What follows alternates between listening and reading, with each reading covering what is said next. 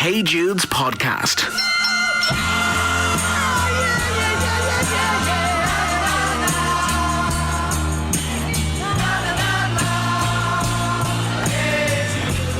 Fighting Talk. I'd like to welcome you all to the Jude's Fight Night podcast. We're going to do a little intro. I'm joined by Fergus McNally, Jimmy Harlow, both involved in the committee, and myself, Joey Donnelly. Just to give you a bit of an idea of what's coming up and what you're in store for on Saturday night. Jimmy, give us a few of the statistics, a bit of information, the basic stuff for the night, what to expect. Well, Saturday night, as we all know, there's 44 boxers heading to the Red Cow. They've been training now since the 6th of January, training long and hard. A lot of pain involved, but Saturday is D-Day. Matchups are going to be revealed on Thursday night. So I'm sure a lot of boxers have a pretty good idea of who they're boxing, but I'm sure there'll be a few surprises along the way. For those who don't know, the doors open at 7 o'clock on Saturday night. So we hope that everybody there for the first fight that takes place at 7:30. As we all know now, 825 tickets have been sold. There's a phenomenal demand for it. It's nearly as big as the All-Ireland final with a struggle for tickets. So we would definitely ask people to turn up between, say, 6, 6:30, obviously to kind of avoid the queues kind of thing, and getting a good space early as well. Excellent. Fergus, just from a committee point of view, obviously there's been a lot of people working behind the scenes to get organised for this thing, and the logistics of it, to sell 800 tickets a week in advance of such a big thing, it's such a huge night for the club. Just give us an idea of the people who are involved, the amount of people and the amount of work that's gone in to get this ready. Yeah, well, we've had a committee in place since before Christmas, driving the event. It was first mooted, I think, last year to have it down the hall, and I think it grew legs then, and we decided to outsource it to the Red Cow, which is now it seems like a good idea. Maybe we should have went to the Point or somewhere a bit bigger, you know.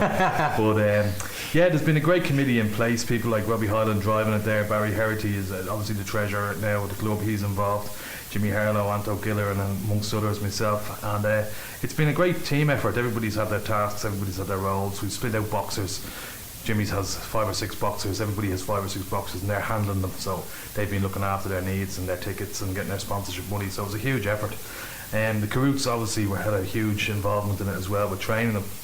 It's a big deal, of course, to be trained by an Olympic champion like Michael Carruth and the brothers. But I think that the main players who we really should appreciate and thank them today and on Saturday night are the boxers. Like, they've put their whole lives on hold since Christmas, most of them. A lot of them gave up all social events after the Christmas and got down to some serious training. You see lads up there like Bugsy Fallon there did an 8-mile jog on his birthday there on Sunday, you know. An 8-mile jog? I don't know if Bugsy Fallon ever done an 8-mile. He said he ran it now. He looked worse for wearing the car, but he was going home for the dinner anyway, so he wasn't too bad. But I think they're the real heroes of the event. I think without them we would have no event, and to be perfectly honest, there's 46 fighters started the process. A couple fell by the wayside. Dougal broke the nose. Riggsy behind the bar there, Peter Morgan. Oh, just like a shoulder.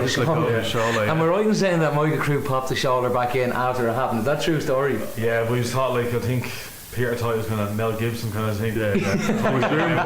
Lethal Weapon. He's been given a good job on the night though. He's the handler of the ring girls. Well, is he? Hopefully he won't be handling the ring girls, but he's looking after them on the night, and he's there. He's the go-to guy for those girls. I'd say one thing as well for like all the boxers, the amount of effort they put in, obviously 3 nights a week. I know the likes of Dave O'Hara and Bren and other people who are involved in teams. They're also double training on some nights as well. I think there's a few kind of unsung heroes in the background, like wives and girlfriends and kids and stuff. We've all kind of, I'm sure, making a lot of sacrifices to allow their husbands and significant others and brothers and boyfriends and sons and all to take part in this. Absolutely. Like Digger's saying, like, he goes to bed, he's thinking about boxing, he wakes up, he's thinking about boxing. God knows what Elaine's getting out of this. I'm not sure. I hope she hasn't got a few digs out. Absolutely. But when you were saying that, the unsung heroes, I think everybody who is doing the boxing does something else in the club, be it mentors, be it players, be it committee members. Like, everybody is double jobbing now for the club when they took on this, you know, when they took on their own. I think it's great. The only person who isn't a member of the club is Kieran Farrelly, our GPO. And in fairness, his effort, you can't really question that. Absolutely, no. And he'd be bringing a few down from Thomas Davis. Hopefully now there won't be a few fights in the car park, you know. A few scores to settle. The great thing as well is the kind of age differential. Like, the youngest, I think, is 17, 18 perhaps. Yeah. Not sure who that is, but it goes all the way up to the likes of Andy Callanan, Pat Finn, Nigel Bulger, Kieran Young, kind of like. So it targets everybody within the club. Absolutely. And obviously as well, kind of a juvenile perspective to an adult games perspective, brings everybody together as well. So Well, absolutely. There's people there. from that perspective. There's people down there, and you see them training together, and then you see them talking afterwards, and they might never have met each other, although they're involved in the same club. So following on then from talking about fighters and that, let's hear a couple of interviews. We got to interview a couple of fighters on the night. Rob, the father, Bobby Highland, as he likes to call himself. Adele, the midget Murphy, quite an appropriate nickname, but she is a serious terrier. I've seen her down at the training and she packs a serious punch. Connor, the appropriately named the Butcher Gallagher, a very cocky individual, and also the one and only Michael Carruth. We managed to get an interview with him, the 1992 Olympic gold medalist, probably Ireland's last official gold medal, considering we had a cheating horse and a horse in the swimming pool as well. Fight Night, Saturday, February 18th, 2012. The Lowdown with boxer Rob, father Bobby Highland. It's promising to be a really entertaining night. We've got some great competitors from all age groups, from all categories across the club, and everyone has given nothing less than 110% throughout all the training sessions so far. And tell us, is there some matchups that you see coming up? I know we've had a few people talking about Shane Galley and Bren Mack, or have we some managers that might see a fight, or even some female matchups you might see, or do you know, is there anything that's kind of standing out yet? Well, everyone's of a really good calibre, I have to say. As I said, everyone's given it like everything in training. There's obviously some boxers who have demonstrated really good natural ability within the boxing. I think whether it be Bren Mack and Galley, whether it be Sean Fallon and Enda Sheehy, I mean the Carruths have done a fantastic job. They'll know exactly who to match each one up to in terms of the ability. So it's going to promise to be an entertaining fight, no matter who's actually fighting on the night.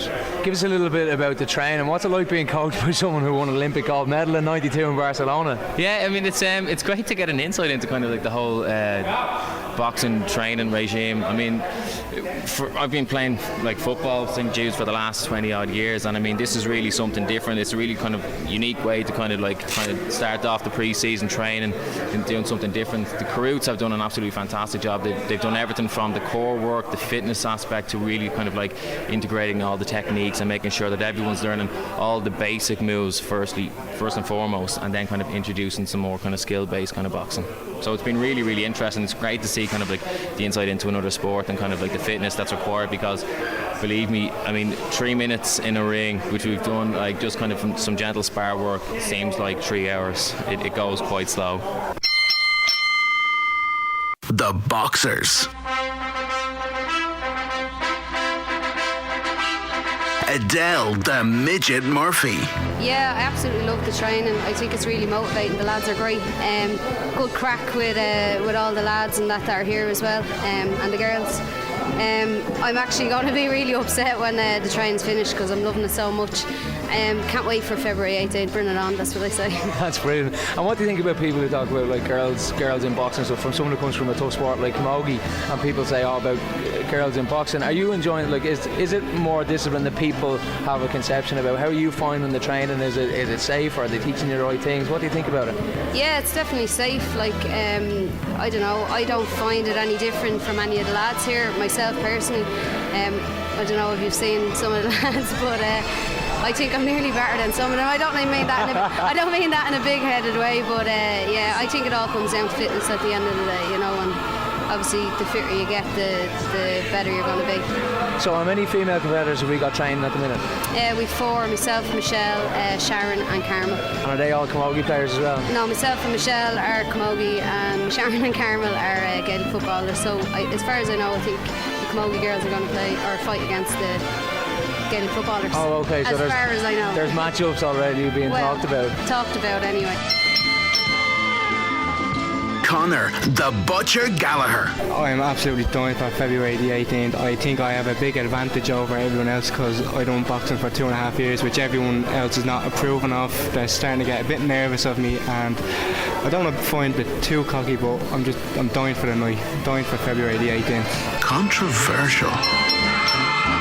the expert, Olympic boxer Michael Carruth. They're still going through a lot of the ins and outs of what boxing is about. We're giving them kind of mini heart attacks, for the want of a better word, because that's what boxing is. Boxing is a sport. You have to be explosive. You can have a little bit of a break, but not much of a break. It's not like a football game. You mightn't get the ball for another 10 minutes. Boxing, you're going to get punched within the next 10 seconds. So they have to adapt to training indoors as well. A lot of them aren't used to training indoors.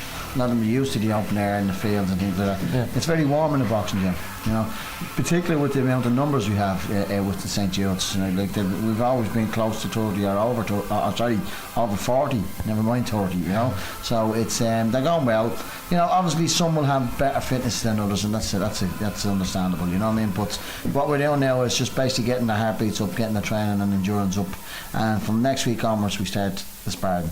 And that's when it gets tough. Have you started to even eye up some sort of match-ups, or people who are kind of eyeing each other up, or who gets to pick the matches on this? Is they get to choose? We're in total charge of who fights who. You can have a look at certain weights. Some fellas might be 100 kilos or some might be 70 kilos. You're obviously not going to match that with one another. As close as we can to height, age and weight, we try to match it up to, and obviously quality. That anybody getting into this fight on the what day are we looking? The 18th of February. Anybody that's getting in, we're going to hope that the way we've matched it is that it's on a 50-50 basis or a 60-40 basis, and it's never more than a 60-40, and sometimes the 40% outshines the 60%. So really, getting in there, we don't know what team's going to win, because there'll be a red team and there'll be a blue team. I'll be one out of the red or blue, and Sparkle will be the opposite. So they're going to get top coaching. We've been coaching them all the time. It's just a matter then on the last given night we do a kind of a flip up. We either get red or blue, whichever we get, that's who we train and coach for the night. So it's a bit of competition between brothers. It's a bit of competition. Then they're not felt individualised. They're now fighting for a team, and that's the beauty thing about boxing as well. That's when you do go out and for the want of another word, knock 7 bells of or one another.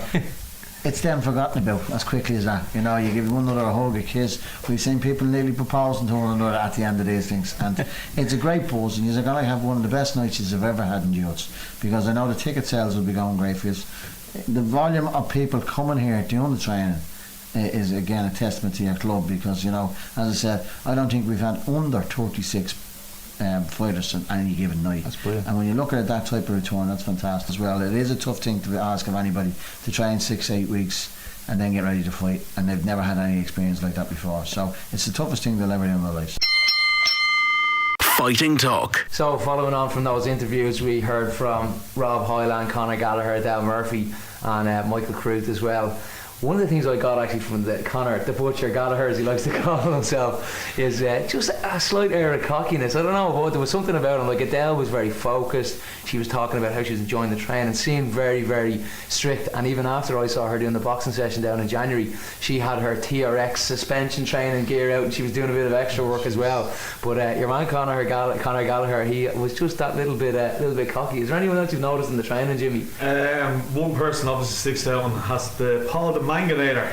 If you look at all people's blogs, they're kind of asked who would they like to fight, and Paul Mangan's name comes up on a regular basis, that's for sure. He's been talking about it for the last 6-7 weeks. Rumour has he's been getting training 2 or 3 months prior to Christmas as well, so there's a few anybody people taking words serious? about that. Oh, phenomenal! Yeah. Shane Gallagher, another one. He's regular down Mick Dowell. He hates when people tell him that. A few people went down to get gum shields off Mick Dowell, and then Mick was like, "Oh, geez, yeah, see Shane Gallagher's doing well." Had him down for a couple of months.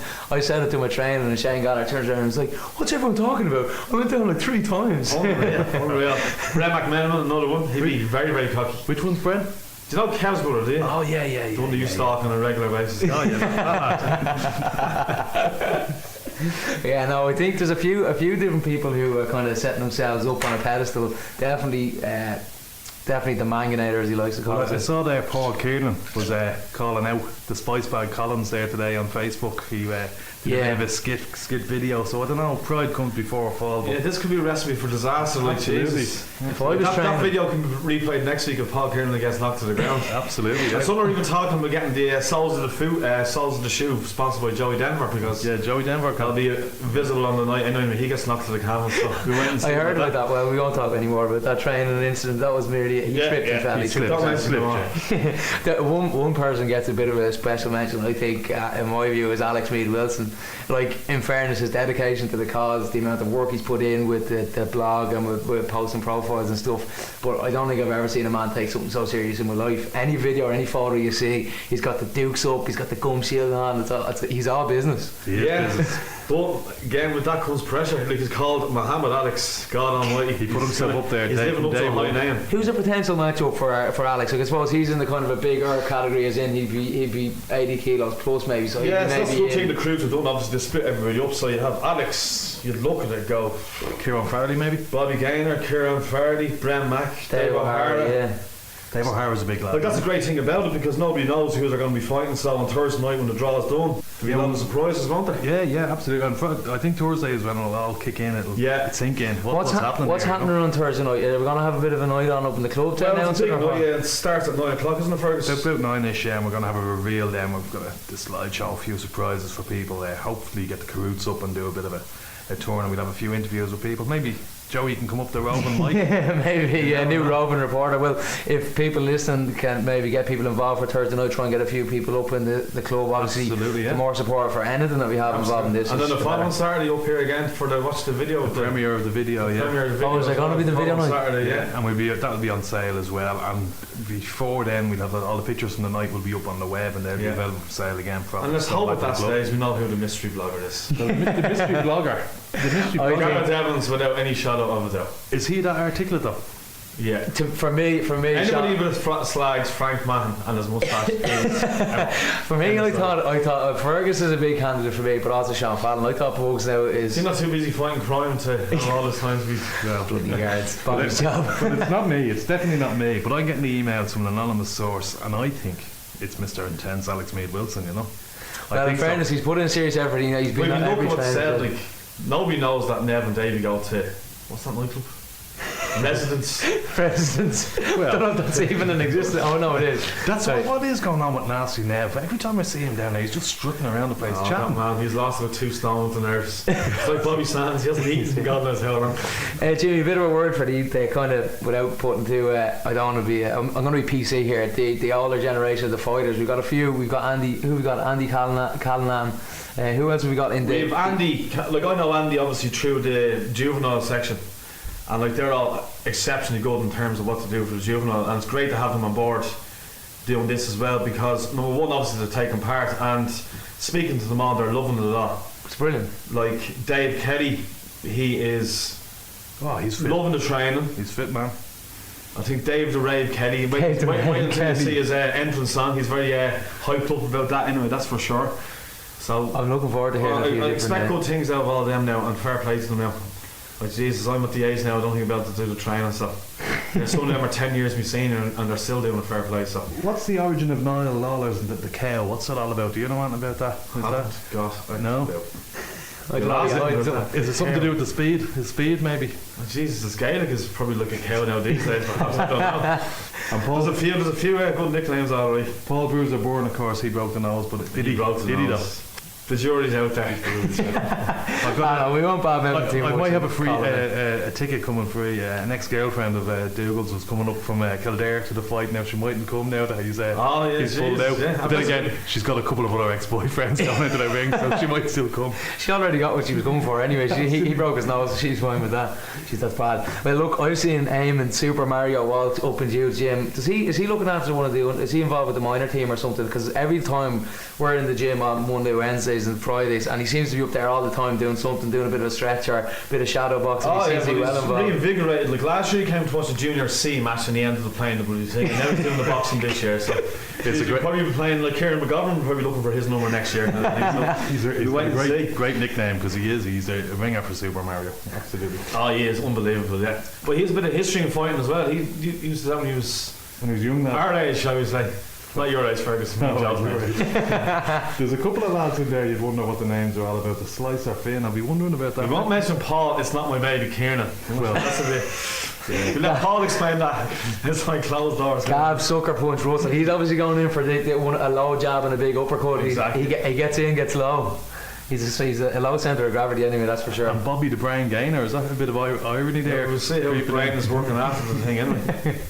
Well, look, lads, in all seriousness, I think it's going to be a brilliant night on Saturday, and with 800 tickets sold, I mean, I feel sorry for poor old Rob Hyland. I've had so many phone calls from people looking for tickets, and poor old Rob Hyland, and many emails, texts, all the stuff that went up on the website telling people to get it in early. And I think with these things, people don't realise that, like, the amount of effort that's gone in. It's like, well, we'll get a ticket close to the event. It is flat out sold out, and there literally is not a ticket to be had. So if people are still looking for tickets, there's actually a standby list up on the top of the beside the Jude Bar. So there's a standby list, you can put your name down, and hopefully there will be a couple of spare tickets in the nights leading up to it, but it's not looking great at the minute. We also know that perhaps there's people that bought tickets that they just bought it for the pure aspect of a social thing, like some of the older members of the club. So if they did not plan to go, we'll ask them to give them back to the club and somebody else can do it. Yeah, or if they were kind enough to make a donation and buy a few tickets, thinking that we were going to need to sell it, to sell the tickets. 100%, so. If they want to give them back I think going forward, it's a lesson to be learned is when tickets go on sale in the club, buy them.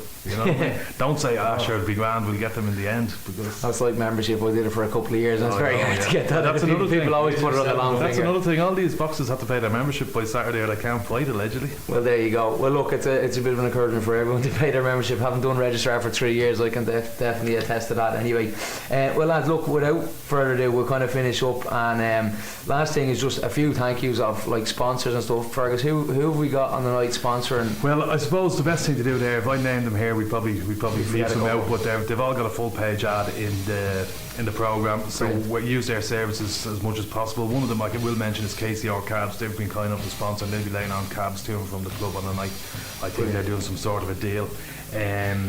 Coppers, maybe we could all be called the Coppers afterwards. Yeah, I think it's great though, like Jesus, in the times of the recession, 24 pages in the programme, and they were snapped up. And we haven't gone to the normal sponsors. We've got a few new ones in. That's which cool. is good to get money from elsewhere, you know. Well, if anyone in the club can support those people and use local services, like there's so many people in the club who are involved in trades, have their own business and stuff, and like the more money you can push into those services rather than it going elsewhere, if you can support your club mates and people who've helped out with like running of your club, try and do it. I think it's a brilliant way, and I think it's just like the way this has been organised for someone standing from the outside, and I'll say well done to the two of yous and everybody else that's involved. It's just been run so professionally, and I think clubs in the last while are looking at Judes and saying that even like the likes of the Sam night and stuff, and the way we do things now, I think as a club we're getting quite progressive, and I think it's a testament to the younger people stepping up, the older people in the committee kind of getting on board with new ideas. And I think Saturday night is just going to be a brilliant showcase for St Jude's GAA Club and where we're going as a club for the future. Yeah, absolutely. And just another thing as well, we have got programmes, and they're a quality programme. It's not a photocopy thing, so get your programme. They're only €2. It's a good publication. It'd be a great souvenir of the night, if you know what I mean. Maybe a few autographs could be got, but and there's a raffle on the night as well, of course, and thanks to everybody who donated the raffle prizes, and I think there's an auction as well. So, so if you can please give generously. Oh yeah, for new members in the club as well. If ever you have people you're bringing along on the night, and we're using this as a bit of a showcase. Jimmy just kind of pointed out to me there that it's a good idea we're showcasing the club. If you're bringing friends or people in the locality and you want to try and encourage them to get them involved, this club is always looking for new members. We always want new people in this club, be it playing football or being up having a pint watching a match on a Saturday or Sunday. So if you can get everyone involved, it'll be brilliant. So without further ado, lads, thanks very much to Fergus, to Jimmy. Are you going to do your Let's Get Ready to Rumble, Jimmy? No. Joey? No, I'm not doing that. We'll leave that. After 4 points of hiding on a Saturday, we leave that to Ian Fortune, who's emceeing the night on Saturday. Okay? So thanks, lads. Thanks, Joe. Cheers, mate.